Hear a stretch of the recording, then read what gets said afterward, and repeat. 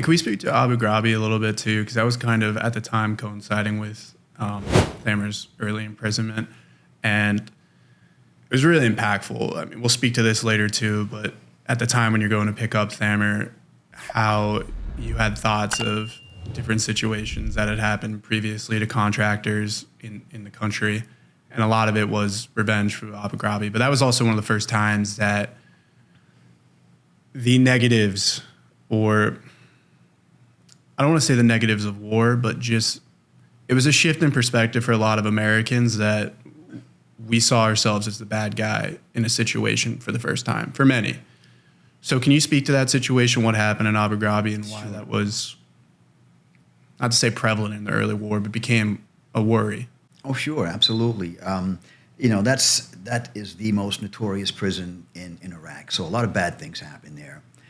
And, we took it over, and that's where we housed some of the Iraqi prisoners. And unfortunately, because of bad leadership, because of lack of control, some of our own soldiers committed some really, really hard, tough abuses against Iraqi prisoners, stripping them naked, having dogs, bark at their genitals and try to bite them, and just stacking them on top of each other. It was really, when the reports first came out, I was skeptical. I said, we don't do this, right? But then when the photos came out, it was pretty hard to deny that actually had happened. And it was pretty degrading for these prisoners, for these Iraqis, especially given their religious, beliefs and so forth. To be treated like that was really a tough thing for them. And unfortunately, it wasn't just a matter of dealing with these prisoners here in the prison.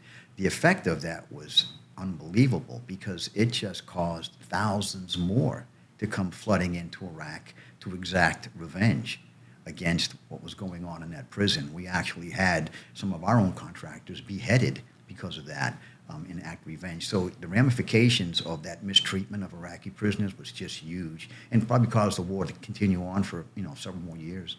And do you think that also shifted the perspective of many Iraqis, maybe not to the version of looking towards jihadism or becoming an insurgent, but instead just no longer looking at Americans as, we were saying, the savior that many saw him in the early days, but instead the new enemy, or the next version of Saddam?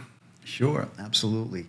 It did turn the tide for many Iraqis who initially welcomed the arrival of the Americans, but when some of these atrocities were happening, and of course in battle you always have accidental killings and things like that were going on. So the more that you're there, the more that stuff happens, and it did definitely start to turn the tide in the opinion of many Iraqis who originally supported us, and that was not a good thing.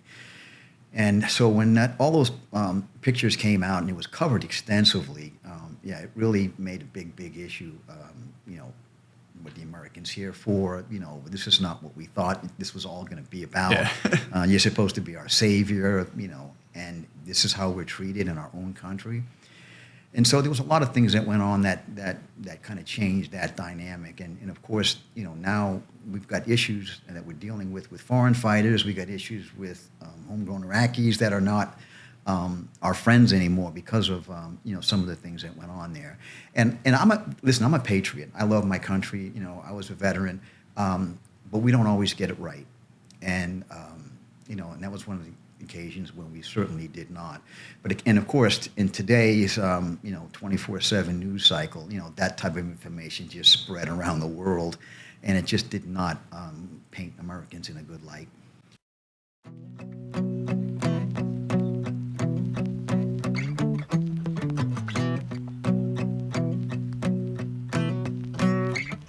When I was young